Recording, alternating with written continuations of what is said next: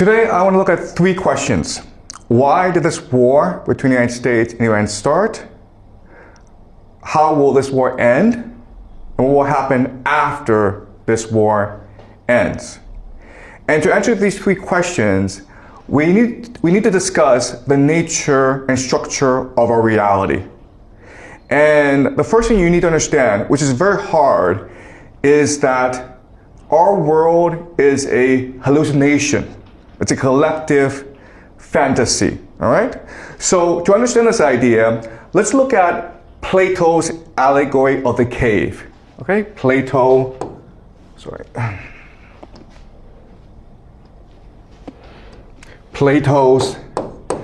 allegory of the cave.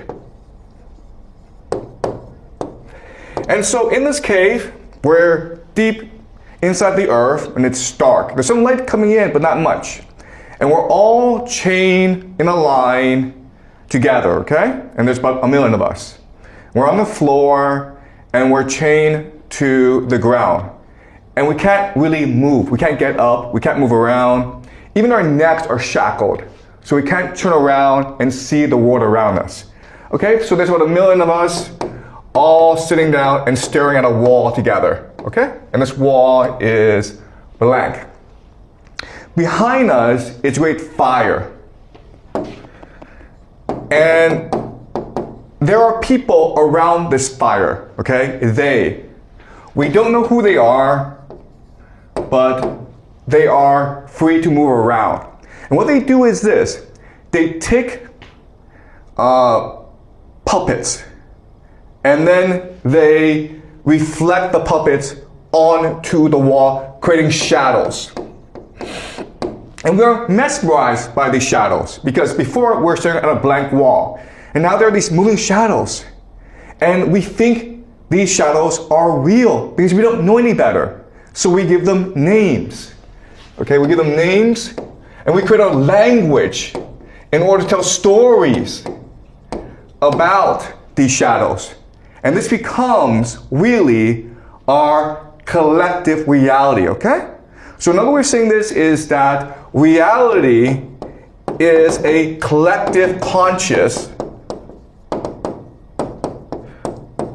which is really a hallucination. Okay? All right. So there are certain things about this reality that we need to keep in mind. Okay? So first of all, what's really important to understand is that what creates this reality is our conscious, our imagination, our perception. Not anyone else, us, okay? So in other words, the wealth in this society is our consciousness. The amount of thought we put into something. And so, let me give you an example. Let's just say that I were to ask you to make a vase to sell on the marketplace, okay? While you're making this vase, if you are listening to music, if you are chatting with a friend, if you're not fully conscious and focused and attentive about making this vase, it won't be very good. But if you are completely focused on creating the most beautiful vase you can, and you're not distracted by anything, then this vase will be beautiful and therefore more valuable in the marketplace. Okay? So in other words, it is our conscious attention that creates wealth in this world. And it is really money or capital that extracts and stores our consciousness and turns it into wealth. All right? So that's a really important concept that most people don't understand, but you need to understand this if we are to understand the nature of reality itself. Okay, so that's the first thing you need to understand. This reality is structured to extract our consciousness in order to create wealth for the elite, for these people. Okay, and historically, there have been different mechanisms that you can use in order to extract and store wealth. All right, so you have maybe religion, okay? And so think of pyramids, right? Because pyramids in Egypt are able to focus your attention and motivate you to do certain actions, okay? To engage in religious worship. They're really any temples. So that's one form of capital. Another form of capital, of course, is the idea of stories. Homer, right? Homer is the father of Greek civilization because he wrote the Iliad and the Odyssey, which is able to focus people's attentions and drive them to great things. Then you, of course, in today's world, you have the Bible. And the main mechanism to extract and store wealth in today's world, of course, is the US dollar. Now, but there's another force that's being created in order to replace the US dollar. And this is called artificial intelligence. All right, so what we'll discuss later on is that there's actually a war going on for the soul of humanity, for the human consciousness between the US dollar, the old world order, and artificial intelligence, the new world order, okay? But I want you to keep this in mind. All right, so that's the first thing I want you to understand. Second thing that I need you to understand is that these people, we don't know who they are, okay? But what we do know is that they don't force us to do anything. There's not enough of them, okay? The way they maintain power is through manipulation and trickery and deception. And we know this because in Plato's allegory of the cave, one day, for whatever reason, one guy decides, you know what? I feel as though this is not the real world. I feel as though there's something outside this cave. So he or she starts messing around with the chains and realizes, these aren't chains. These are just like ropes. I can just like get rid of them. And this chain around my neck, it's like a ribbon. I can snap it off. And he doesn't know why he does this, but he does this. He does do this. And when he does this, they don't even care. Like, whatever, man, do whatever you want. And so he releases himself. He's blind because he's been in the dark all his life, but somehow he recognizes that there's this light, okay, outside the cave. And he is compelled to this light. So he's walking, stumbling to this light. And again, they are like watching him. They're like, we don't care. Do whatever you want, man. They don't stop him. He goes out into the light. And now he's outside. And it's pure light, okay? He's left the cave. And at first he's in pain. And he struggles to reorientate himself to this new world, but then eventually he falls in love with this world. It's a beautiful world. And it's like for him, heaven. And he's like, oh my God, this is the real world. The cave is a fake world that we created ourselves. Let me go back there and tell everyone about the truth. And when he goes back, the elite, don't stop him. Like, whatever you want, man, do whatever you want, okay? So they who are in power, you think they have an army, you think they have magic, and you think that they're evil, but really all their power rests on our belief in their power, okay? They themselves don't have any power except to manipulate us. Okay, that's the second thing you need to understand. Now, the third thing you need to understand is that even though this is a fake world, people don't know this. They think it's real. In fact, they believe it is so real that they are willing to die for it. So that when this man who's seen heaven, who's seen the truth, who's come back to tell everyone, these chains that you have aren't real. We can break free and escape into the real world. If he dares to tell them this, together they will kill him. Okay, do you understand? So in other words, the reality is a hallucination. It's created by us, but we fall in love with it. We're so attached to it psychologically and emotionally that if anyone tells us it's fake, we kill them for it. Okay? So it's these three things I want you to keep in mind as we explore our world. Because our world is actually just Plato's cave. All right, so let me show you how. All right. So, you need a force in order to create this reality, to chain us together, okay? And this force, of course, is called the American Empire. All right, the empire. Basically, just the military. But they themselves don't really want to control this world because they're an army, okay? So what they do is they allow the creation of a financial order, a global financial order, which then constructs the game that we play, okay? And these people then construct the reality that we live in, okay? So this is the global financial order. And what is this global financial order? Well, at the very top is something called the Bank of International Settlements in Basel, Switzerland, okay? The central bank of central banks. Below them is the World Bank, the IMF, International Monetary Fund, which controls the rules of the global financial order. And then below them are something called the central banks, okay? So the Federal Reserve in the United States, the the People's Bank of China in China, okay? The Bank of England in England, okay? So together they create the global financial order. And what is the global financial order? It's just to use the US dollar as a main mechanism of wealth extraction and wealth storage, okay? Really simple. The US dollar. Another way of understanding these people is to think of them as the game masters, okay? The ones above us who's constructed the game and controlling the rules of the game as we play it, okay? The game masters. Okay, so once the game has been created with the rules and incentives, now we can play the game. And this game is called the global economy. All right? So when China trades with the United States, when you go off to Europe on vacation, you're all participating in a game created by the financial order, okay? And the purpose of this this global economy is to have everyone play as much as possible so that wealth can be transferred from the world to the United States, the powers that be, okay?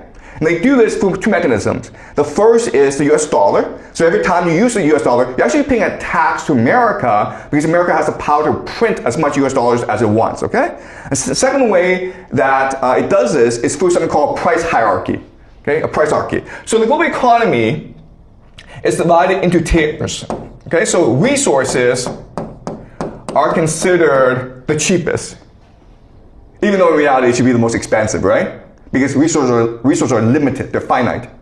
Above resources, of course, is manufacturing. And above manufacturing is knowledge economy. And then the highest is finance, okay? Basically the game masters. All right, so and as we can see, once with this price hierarchy in place, what we can do now is divide the world according to the specialties, okay? So resource, of course, would be Russia. Russia, the Middle East, the GCC, okay? Saudi Arabia, these places, okay? So these places provide resources. Manufacturing then would be China, right? Knowledge would be Europe and the Five Eyes, okay? Basically the Anglosphere, Canada, New Zealand, Australia, Britain, and then finance, of course, the United States. Okay? Sorry. The United States. All right, so as you can see, this is a system that benefits the United States and its allies to the detriment of China and Russia. Okay? But this is how the game is structured. Of course, if the United States doesn't like you, what it can do is not allow you to play this game. And these countries, of course, would be North Korea and Iran, among other countries, okay? So China and Russia isn't happy about the system, but at least they get to play. Iran and North Korea are not even allowed to play the game of the global economy. All right? Now, of course, you can't have people believing that, okay, this entire global economy is structured so that the West can steal resources from everyone else, okay? So what you do is you create another layer called the rules-based international order. Okay, multilateral organizations, which includes the UN and the WTO, okay, World Trade Organization. Okay, this is called the rules-based international order.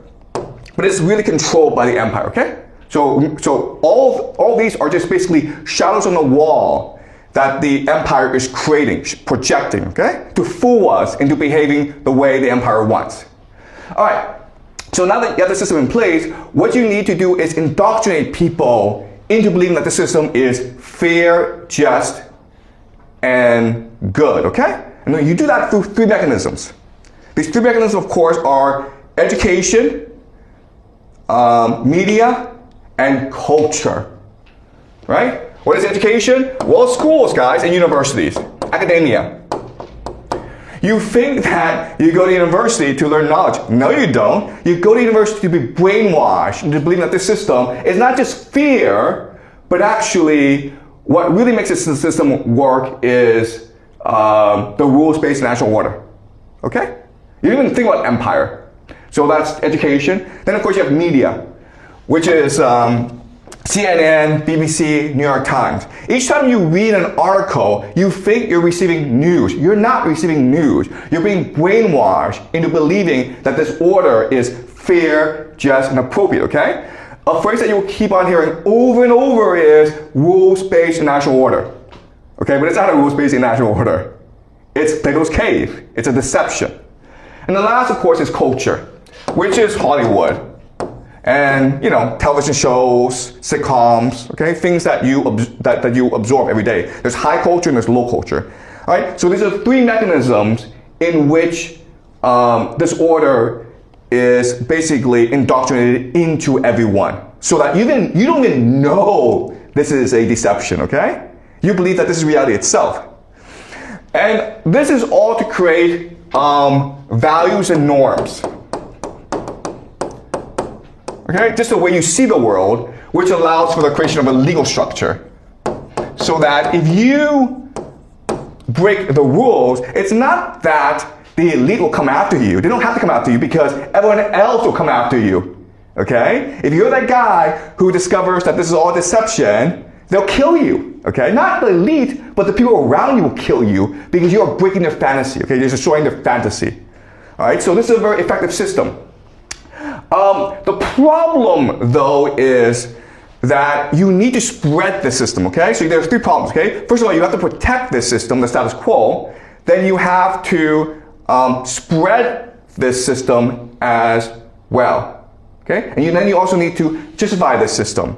And you do that through three transnational systems, three transnational organizations. And these are, okay?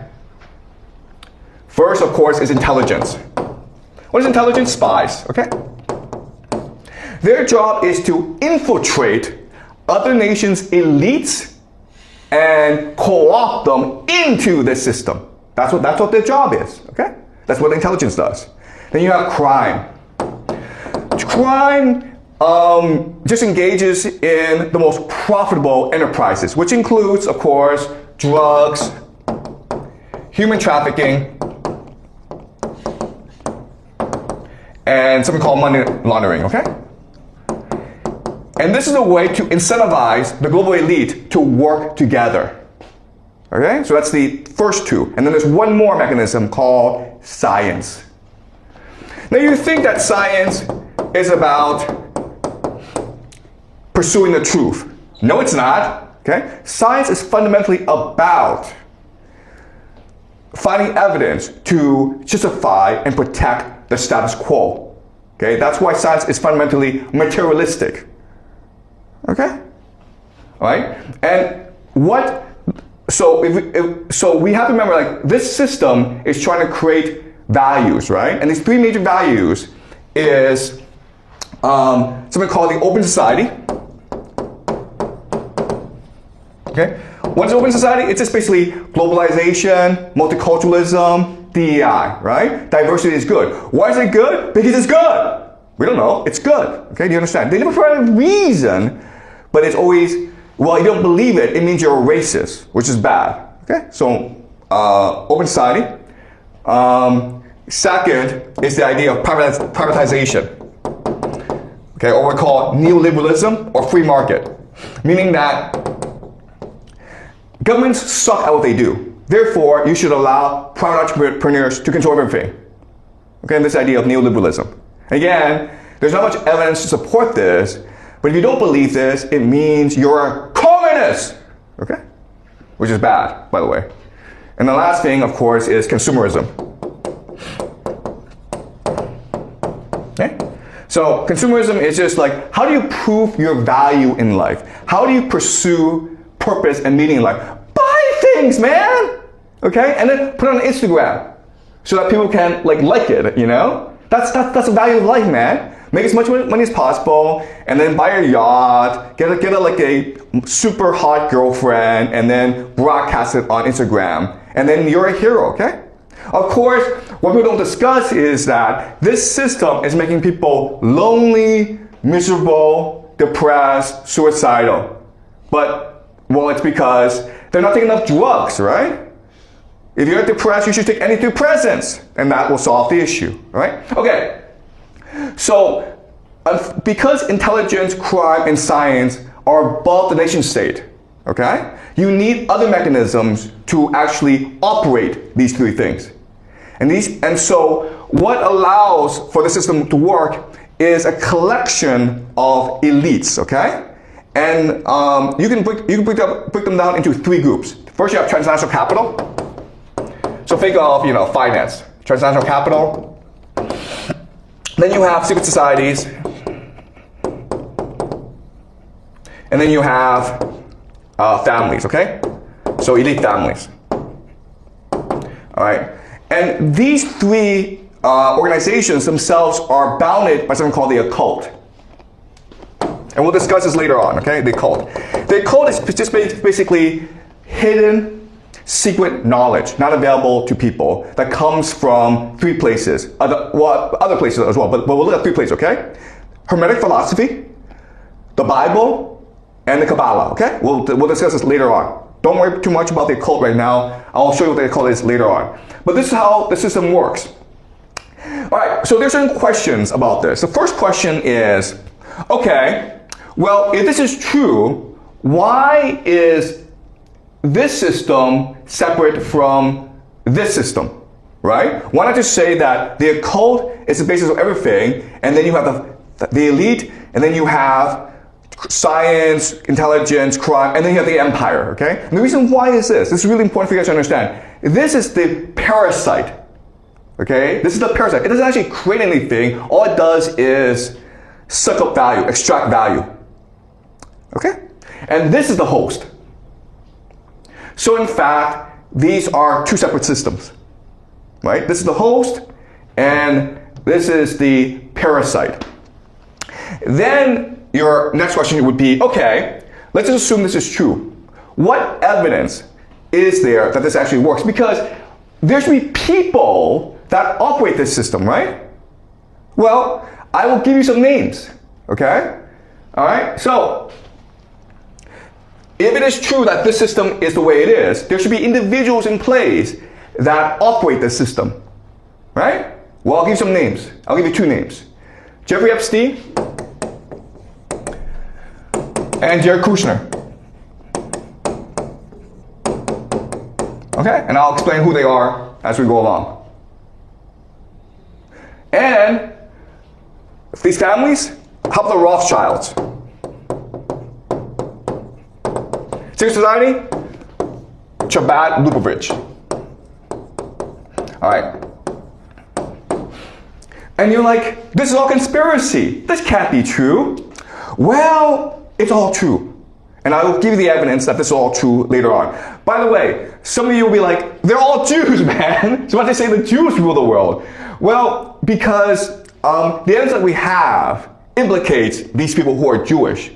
But there are other people who are more powerful, who are able to maintain themselves in the shadows, okay? So it's not really fair to say that it's a Jewish conspiracy, okay? I think this explanation, this system is much more complicated than just saying it's all Jews, all right? All right, so now what I want to discuss is the problems of this system, all right? And once you understand the problems of this system, then we can understand why this war in Iran is happening, where it's going, and what this means for the world, okay? So there's certain problems with this system I want you to notice. The first major problem is all this is based on empire, the perception of empire. And what this means is that everyone has to believe that the American empire is invincible. It cannot be defeated for the system to work, right? Once people start to believe that there are alternatives, that the empire is weak, then the system cannot work. And so therefore, the only solution to this problem is America has to go fight wars for no reason. You understand? It's like being the school bully, right? People pay you money because they think that you're a bully and you are not reasonable. And so to prove that, every now and then you have to go beat up another kid for no reason, okay? You're just smack the kid and everyone's afraid of you. That's America. And this helps us explain all these wars in the Middle East these past 20 years, right? Why did America invade Afghanistan? Why did America invade Iraq? Why did they blow up Syria? Why did they blow up Libya? Why are they attacking Iran? To prove to the world that I'm still the biggest, baddest bully on the block, so you better obey me or I'll come beat you up, okay? All right.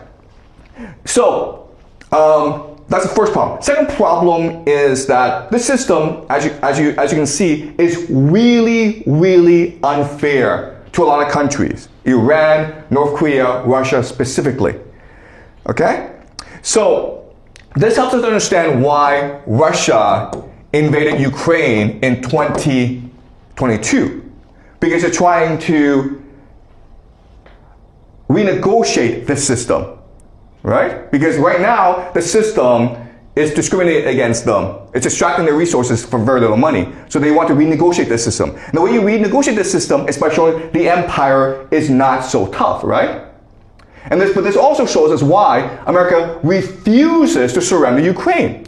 This war was lost about 2 years ago, okay? Ukraine has absolutely no chance. Why is this war continuing? Because if the perception that empire is weak, that empire can be defeated, if that perception, if people are aware of this entire edifice collapses, okay? Right? People wake up and see it's all shadows on the wall. So America has no choice but to keep on fighting. Okay? And this helps us also explain why America invaded Iran. To show Russia, I'm still the biggest, baddest bully.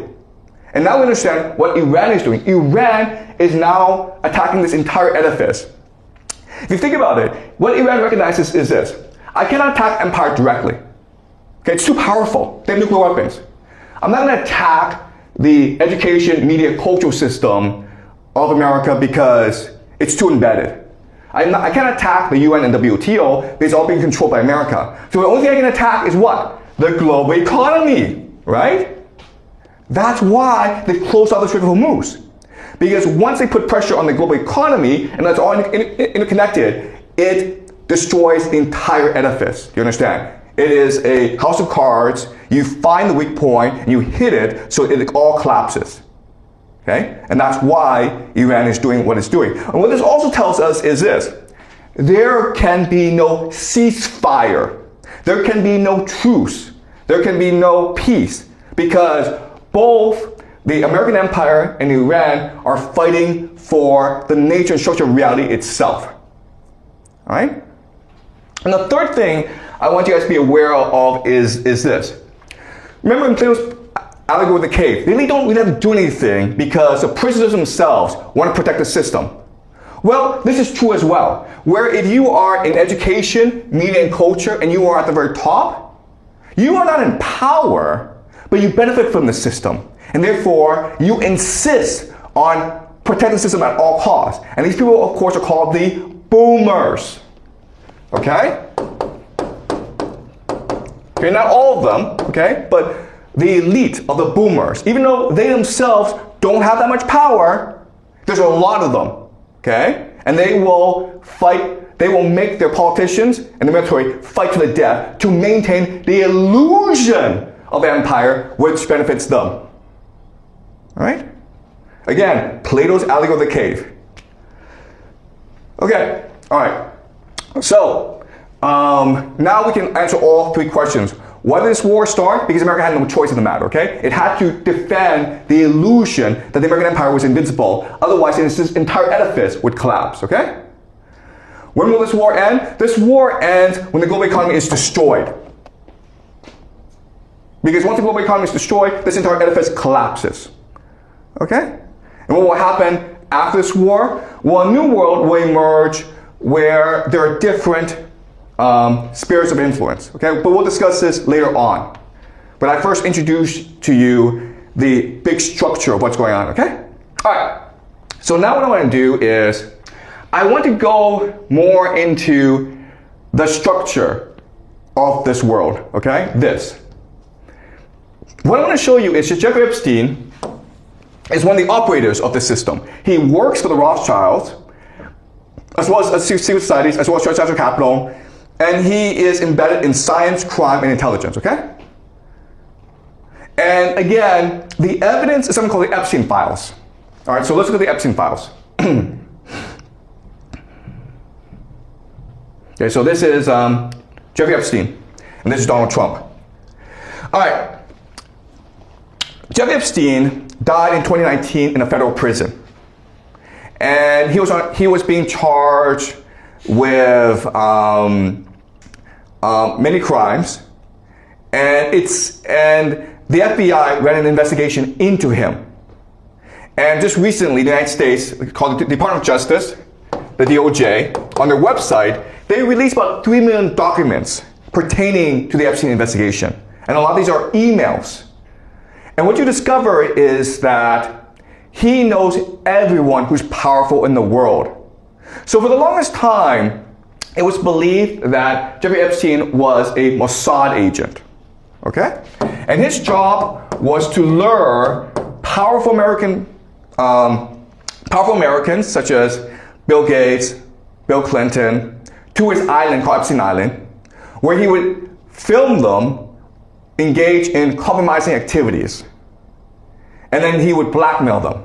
Okay? And that was for the longest time what people understood to be Jeffrey Epstein's role. But then when you look at the emails, what you recognize is that no, actually, that's what he did for fun. Actually, he made most of his money in arms trafficking and in money laundering. Also, Bill Gates wasn't going to Epstein Island to give Jeffrey Epstein money. Jeffrey Epstein, he went to ask for money. Think about this, okay? Bill Gates, once before the wealthiest man in the world, he was begging Jeffrey Epstein for money. Think about that. All right? Okay, so let us look at who he is. Okay, this is Peter Thiel. Peter Thiel, as you know, is one of the wealthiest men in America. And Peter Thiel and Jeffrey Epstein are arranging a time to meet. Again, it's not Jeffrey Epstein is seeking these guys out, they're seeking him out, okay? Elon Musk, the wealthiest man in the world, he's actually trying to arrange an appointment with Jeffrey Epstein. All right, why? Because Jeffrey Epstein says, I represent the Rothschilds. All right? Your money is fake. Your money is stock market money. Your money is an illusion. I represent real money, real power, real wealth. Okay? All right. The Rothschilds. All right. So Jeffrey Epstein is very close with the Rothschild family. Why? Well, this is Irena de Rothschild, one of the members of the Rothschild family. Okay? And in December 2018, okay, this is a year before he dies, all right, Jeffrey Epstein sends Aaron de Rothschild an email saying, hey, let me tell you something really funny. Harvard is saying that when Hitler was poor, he lived in a home, a charity home, that was financed by 3 wealthy families who are Jewish. And who are these 3 wealthy families? They're the Rothschilds. Right? Then there are the Epsteins, me, and the Gutmans. So these 3 families, Rothschilds, Epsteins, and Gutmans, go way back centuries. All right? So Epstein is a member of one of the most powerful families in the world. All right? Now, Irena de Rothschild responds and says, oh, it's just a conspiracy theory. Right? It's just saying that the Jews created Hitler. And Epstein gets angry at her and says, no, it's 100% true, man. Hitler was selling his clothes and already living in a shelter funded by Jews. Epstein, Rothschild, Gutman, no conspiracy. It's really true, okay? The Epsteins, who are we? We're the Vienna bankers. All right? We've been around for the longest time. You Rothschilds think you're powerful? Well, we're powerful too. Okay? All right, let's continue. All right, so the FBI is running an investigation on Jeffrey Epstein, and they created a file on him. And there's a confidential human source, a spy basically, who they recruit to tell them who Jeffrey Epstein is and what his network is. And the FBI is sort of blown away by what they discover, okay? So, Amber, could you help me read, please? Okay, all right. All right, so I want you to start at the top, and it's very hard to read, okay, but try your best. Okay. Jeffrey Epstein was represented by Alan Dershowitz, okay? Alan Dershowitz is a Harvard professor. He's one of the most powerful men in America, okay? Alan Dershowitz. Keep on going. CHS remembered Dershowitz tell Alex Ocasio, U.S. Attorney of Southern District of Florida at the time, that Epstein belonged to both U.S. and Allied intelligence services. Okay, so in 2008, Epstein was arrested in Florida for doing inappropriate behavior, okay? And Alan Dershowitz comes in and says, hey, you can't arrest this guy because he works for intelligence. Actually, the truth of the matter is, intelligence works for him, okay? Keep on going. CHS shared phone calls between Dershowitz and Epstein during which he/she took notes. After these calls, Mossad would then call Dershowitz to debrief. Epstein was close to the former Prime Minister of Israel, Ehud Barak, and trained as a spy under him. Barak believed Netanyahu was a criminal. Saudi Arabia, Israel, and the United Arab Emirates are allied against Qatar, Turkey, Iran, and Syria. That's okay. All right. So here it says that Epstein worked for Mossad. That's not true, okay? All right, so you look at Epstein's life. He actually started his career at Dalton. Dalton is one of the most prestigious elite schools in America. That's where all the most powerful, wealthiest families send their children, okay? He was hired as a teacher. Then he went to work for Bear Stearns, which is a financial firm. And there he learned finance. But then he went to work for Doug Leese. Who is Doug Leese? Doug Leese is an arms trafficker involved with Iran-Contra, okay? So he's one of the biggest global arms traffickers in the world. And then he started to work for Barak, who is the prime minister or the former prime minister of Israel. All right? So everyone's like, okay, well, it's because he sucks everything, and that's why he was being moved from one place to another, okay? But another way of saying this is, he's an operative, and he's being trained in how power works by mentors. Does that make sense?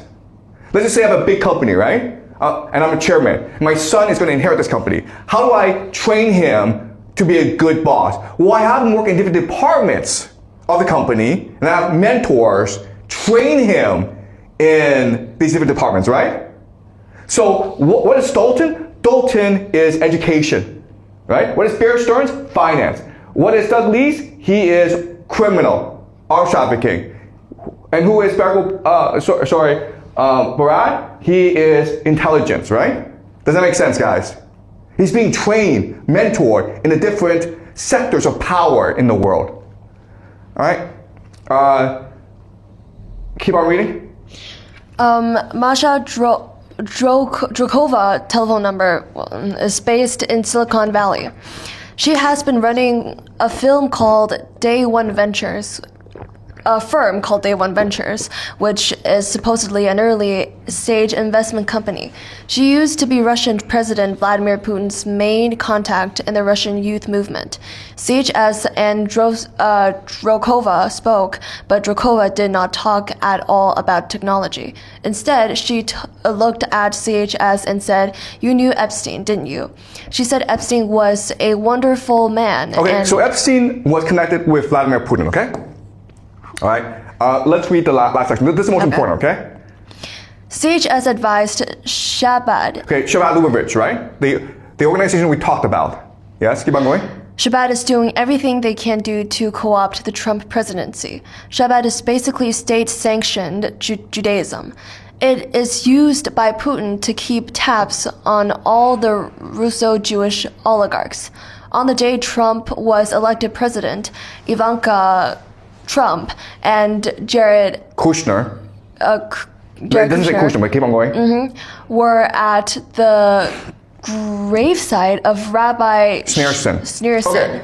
So remember last class, I showed you a video of Netanyahu approaching a rabbi called Rabbi Schneerson and saying, will you give me your blessing?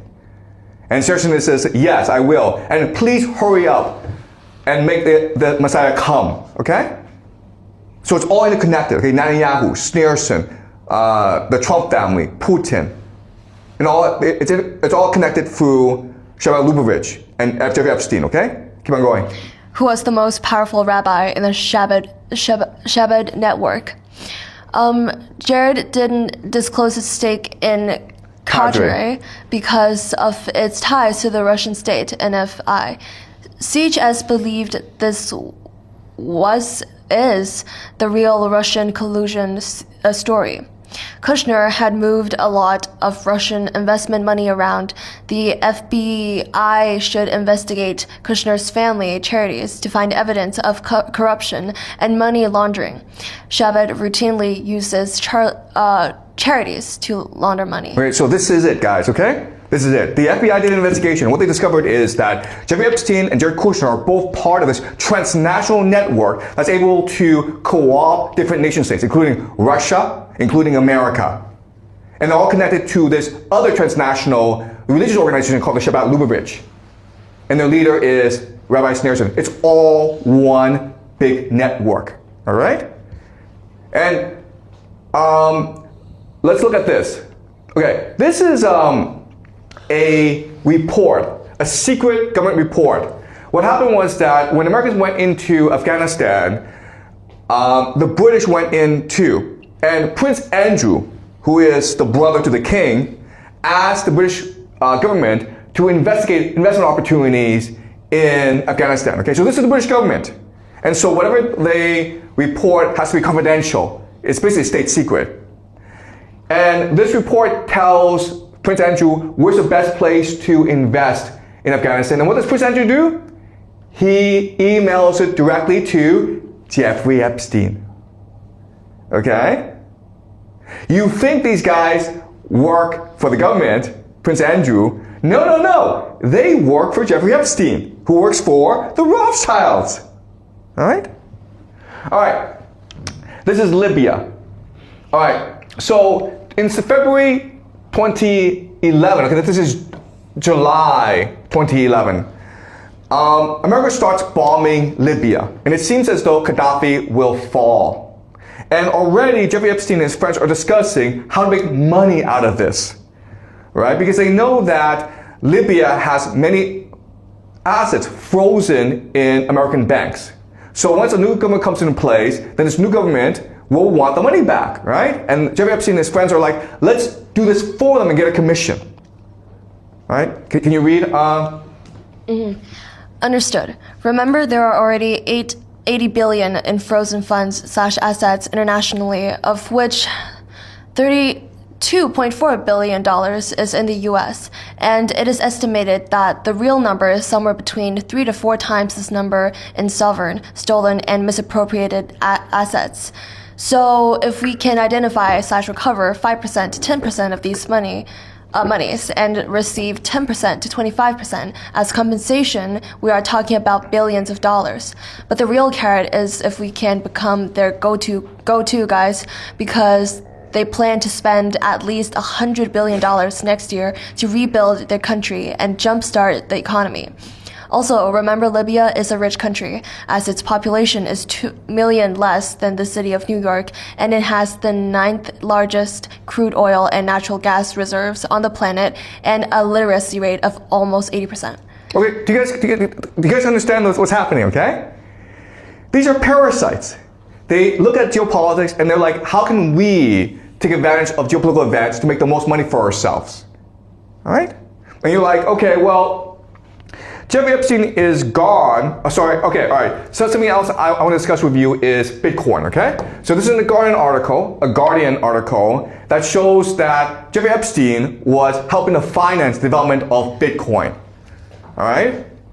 But not only that, I want to show you this picture. This happened in 2004 at Harvard, okay? This is Larry Summers, who is the president of Harvard University. This is Steven Pinker, one of Harvard's most famous scholars. And this guy is Jeffrey Epstein, all right? Who's paying for this dinner? Probably Jeffrey Epstein. And you're like, what is happening here? And again, I keep on telling you guys this. You think academia is about pursuing truth, doing research. No, it's not. It's about protecting and justifying the status quo. It's about providing a network for powerful people to meet together and to work together, okay? And the Jeffrey Epstein files reveals this, how corrupt academia and science are. It's all part of this huge transnational network, this grand alliance between science, crime, and intelligence in order to extract as much value from the world as possible, okay? These are parasites. And you're like, okay, how about Jared Kushner? Well, Jared Kushner's doing the same thing, guys, okay? This is Jared Kushner, right? Who's this guy? Vladimir Putin. What are they doing? They're discussing peace in Ukraine. Because what Jared Kushner is saying to Putin is, listen, I can negotiate, okay, I'm speculating, okay? I don't know, okay? But I imagine he's a real estate developer, so he's saying to Putin, hey, after this peace treaty happens between Ukraine and Russia, Ukraine will need to be redeveloped. So you should give opportunities to, you know, okay? Okay, so that's Russia. Then you go to Iran. This is Jared Kushner, Steve Witkoff, and the Omani foreign minister. And before the attack against Iran happened, there were these peace negotiations between the Iranians and Jared Kushner and Steve Witkoff, who represent the Americans. So this guy, Steve Witkoff, during the negotiations, went on TV and said that, oh, the Iranians are trying to they're trying to enrich weapons-grade uranium as soon as possible, okay? So what Steve Witkoff is doing is he's sabotaging the peace negotiations. These guys are negotiating with the Iranians not to create a peace treaty, but to create a justification for war. All right? Oh, and also, this is Jared Kushner. Sorry. Oh, crap. All right. This is Jared Kushner, this is Steve Witkoff, and this is Benjamin Netanyahu. What are they doing? They're discussing peace in Gaza. Why? Because after peace happens in Gaza, Steve Witkoff and Jared Kushner are going to lead a real estate team to develop Gaza into these luxury villas, guys. Okay? So this is how the world works. All right? But again, there's a problem with the system, all right? So, okay, well, this is the way the world works. Now, the question then is, okay, if this is the way the world works, and Jeffrey Epstein, Jared Kushner, and others are the real power in the world, and they represent the elite, how do we know this? Why is the Epstein files out in the government website, right? Why is it that you can go on the Department of Justice and look at all these things? Well, because there's a problem with this system. And it's this. This system is a parasite, right? So they are extracting value from the nation state. So other elites are asking themselves, why can't they be the parasites, but not us, right? So what's happening is a civil war between the elite, these people, and the counter-elite. People who want to take the position and become the parasites. Okay? And that's why we're seeing this conflict right now emerge in America. All right? Any questions, guys? Any questions? All right. So we will discuss this civil conflict, this civil war, next class.